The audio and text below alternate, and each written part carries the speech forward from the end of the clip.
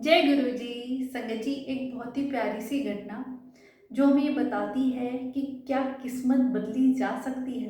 एक बार माता पार्वती और शिव जी बैठे हुए थे।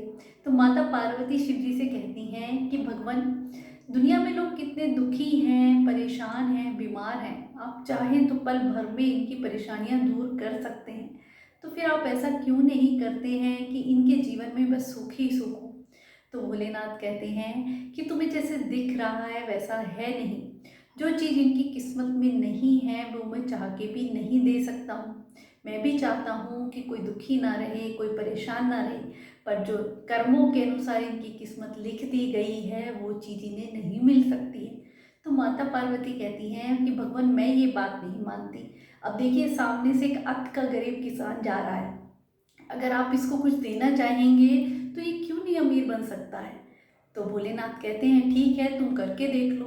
तो भोलेनाथ उन्हें एक लाल बेशकीमती हीरा होता है, संजय जी कहते हैं कई हजार हीरे देके भी उसकी कीमत नहीं चुकाई जा सकती। माता पार्वती को देते हैं और कहते हैं इसके रास्ते में जहाँ से गुजर रहा है वहाँ डाल दो। इसकी किस्मत में देखना ना होगा तो ये उसे भी नहीं ले पाएगा। माता पार्वती उसके रास्ते में डाल देती हैं और संजय जी क्या होता है, वो रास्ते से जिससे गुजर रहा है लाल उसके सामने पड़ा है, पर अचानक से वहां से कोई अंधा व्यक्ति गुजरता है तो उसके मन में आता है ये अंधे कैसे देखते होंगे, कैसे इन्हें अंधेरा लगता होगा। वो आंखें बंद कर लेता है और जहाँ लाल पड़ा हुआ था उससे आगे निकल जाता है। तो भोलेनाथ मुस्कुराते हुए कहते हैं तुमने देखा, उसकी किस्मत में नहीं है तो उसे सामने रखा हुआ भी नहीं दिखाई दिया, उसने आंखें बंद कर ली। माता पार्वती कहती हैं नहीं, ये तरीका ही गलत है। हमने रखना ही क्यों है, क्यों ना उसके हाथ में दिया जाए, तो फिर कैसे नहीं मिलेगा उसे। तो भगवान बोले ठीक है, तुम ये भी करके देख लो। तो भोलेनाथ उन्हें एक सोने का हार देते हैं और कहते हैं तुम भेष बदल के जाओ और उसके हाथ में सोने का हार देके आओ। तो माता पार्वती एक धनवान सेठ का रूप धारण करती हैं और उसे मिलती हैं और उसके हाथ में वो सोने का हार थमाते हुए कहती है तुम अत के गरीब हो, अपनी गरीबी इससे दूर कर लो, और वहाँ से चली आती है। और वो गरीब व्यक्ति इतना खुश होता है कि कैसे भगवान ने उसकी मुराद पूरी कर दी, उसकी गरीबी दूर हो जाएगी, धन्यवाद करता हुआ घर पहुँचता है। अब टूटी फूटी झोपड़ी संगत जी उसकी, और उस जमाने में तो कुछ ऐसी कोई अलमीरा कुछ भी नहीं हुआ करता था। तो वो एक मटके में ही उस सोने के हार को रख देता है और ढक देता है। और उस जमाने में संगत जी कोई गैस चूल्हे हुआ नहीं करते थे, आग पे ही खाना पकाया जाया करता था। और जिसके घर आग बुझ जाती थी तो एक दूसरे से मांग के लाई जाती थी कोयले को बुझा के। तो ऐसे ही उनके पड़ोसन की एक लेडी आती हैं, वो आग मांगती हैं तो वो कहता है चूल्हे में है आप ले लो। तो उसकी नज़र उस मटके थोड़ा सा ढक्कन उघड़ा होता है तो देख लेती है इसमें कुछ है, तो वो सोने का हार चुरा लेती है और अपने घर ले जाती है। अब वो किसान समझ तो जाता है इसी ने चुराया है, उसके घर जाता है, झगड़ा भी करता है, अपनी बात भी रखता है, पर कौन विश्वास करता, वो थोड़ी ताकतवर थी और उसी को उल्टा भला कह के वो वहाँ से भगा देती है। किसान कहता है कैसी मेरी किस्मत, इतना भगवान ने मुझे दिया फिर भी मेरे हाथ में आके भी चला गया। अब भोलेनाथ मुस्कुरा रहे हैं तो माता पार्वती कहती है हाँ, कुछ कुछ तो मुझे समझ आने लगी है कि इसकी किस्मत में नहीं है तो इसे मिल भी नहीं रहा है, पर मैं एक बार फिर से कोशिश करना चाहूँगी। तो भोलेनाथ कहते हैं ठीक है, तुम कर लो। इस बार फिर माता पार्वती वेश धारण करके जाती हैं और एक बार इस बार हीरे की एक अंगूठी लेके जाती है और उसके हाथ में थमाते हुए कहती हैं कि ये लो अपनी गरीबी इससे दूर करो, पर इसको बहुत संभाल के रखना। बार बार संभालने की बात कहती हैं। अब संजय जी वहाँ से चली आती हैं, वो फिर धन्यवाद करता है कि भगवान की इतनी कृपा मेरे पे, उस हार को तो मैंने गंवा दिया पर मैं इसको बड़े संभाल के रखूंगा, और अपनी पॉकेट में रख लेता है। अब वो आगे वाली पॉकेट में रखता है, रास्ते में काम के लिए जाता है। तो संगत जी, जैसे ही वो नदी में पानी पीने के लिए झुकता है वो रिंग नदी में गिर जाती है।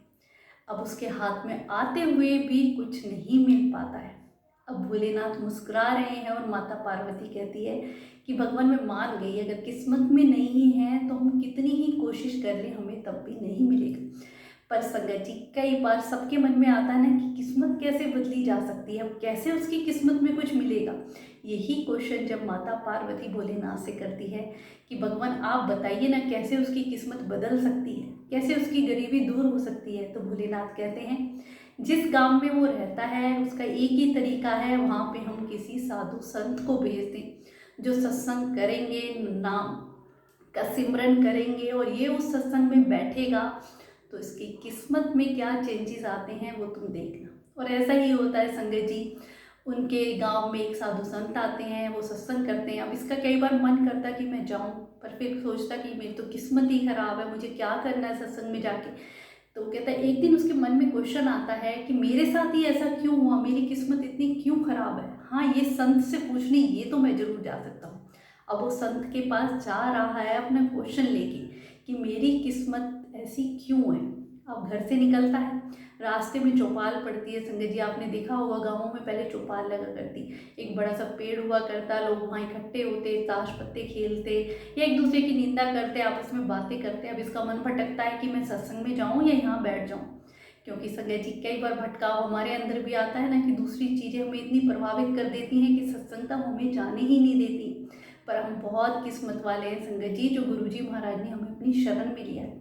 आपने देखा होगा कितनी ऐसे लोग हैं जो हॉस्पिटल में हैं या पुलिस स्टेशनों में हैं या इधर उधर कहाँ कहाँ धक्के नहीं खा रहे हैं, नशे में पड़े हुए हैं। हम तो बहुत किस्मत वाले हैं जो गुरुजी महाराज की शरण में हैं। उन्होंने हमें अपनी सत्संगत बनाया है और हमें सत्संग में जाने का मौका मिलता है। फिर उसका विचार बदल जाता है, क्यों नहीं मैं सत्संग में ही जाऊँगा और संत से अपना क्वेश्चन पूछूंगा।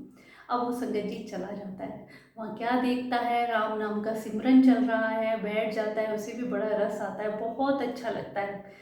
तो जब भोग पड़ जाता है, संगत चली जाती है, वो भी माथा टेकता है, तो अपनी क्वेश्चन संत के सामने रखता है। तो संत कहते हैं, पहले दिन ही आए हो और इतने सारे क्वेश्चन, ऐसे ही थोड़ी इनके आंसर मिल जाएंगे, कुछ दिन लगातार आओ, जब तुम्हें पता चलेगा। संगत जी वो रोज सत्संग में जाने लग जाता है।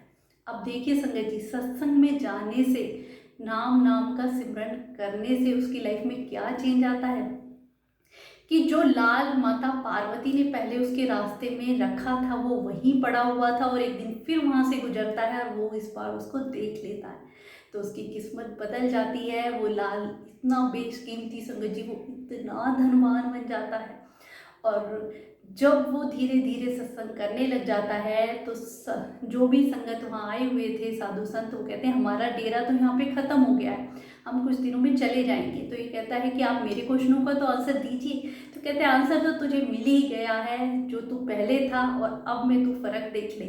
पर तू एक वादा हमसे कर कि हमारे जाने के बाद भी कभी सत्संग नहीं छोड़ेगा और लोगों को गुरु की वाणी से जोड़ेगा। वो वादा करता है। साधु संत चले जाते हैं, उसके बाद भी वो सत्संग करता संगत जी, गुरुवाणी से लोगों को जोड़ता। तो अब देखिए, जो लेडी जिसने उसका सोने का हार चुराया था, खुद आके उसके हाथ में थमाती है और कहती है कि मुझे माफ़ करना, क्योंकि उसे डर था कि अब तो ये बहुत धनवान हो गया है और इसे पता चल गया तो ये मुझे नहीं छोड़ेगा। इस डर से वो सोने का हार उसको ला के दे देती है। और ऐसे ही जब वो एक बार नदी के पास से गुजरता है, तो एक मछली जो उस रिंग को निकल गई थी इसके सामने आती है और वो मुट्ठी फिर से उसको निकल के दे देती है। तो संगत जी, उसकी किस्मत कैसे बदली। मेन बात है संगत जी, माता पार्वती और शिव जी मुस्कुरा रहे हैं कि देखो, किस्मत बदलने का एक इतना, कहते हैं ना, हम भी अपनी किस्मत बदल सकते हैं संगत जी। हमारे किस्मत में भी जो नहीं लिखा है वो भी हमें मिल सकता है। पर सत्संग, सेवा, सिमरन, गुरु जी की सच्ची भक्ति, गुरु जी महाराज तो हमें पहले ही इतना बड़ा खजाना देखे गए हैं संगत जी। गुरुवाणी के रूप में गुरु जी का मंत्र जाप, गुरु जी के सत्संग, गुरु जी के बड़े मंदिर जाना। तो जितना हम संगत में बैठेंगे, हमारे पुट्ठे कर्म सीधे होंगे। गुरु जी ने खुद ही कहा संगत जी, बस हमारी भक्ति इतनी सच्ची होनी चाहिए ना, कि जिस वक्त हम सत्संग में बैठे हैं, हमारा ध्यान बस गुरु के चरणों में हो।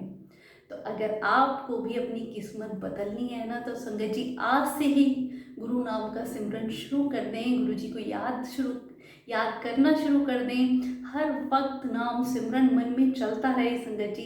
धीरे धीरे आप देखेंगे कि गुरु जी से ऐसा लगाव ऐसा हो जाएगा कि कोई मुसीबत परेशानी आएगी भी तो गुरु जी कैसे उससे हमें पार लगा देंगे संगत जी।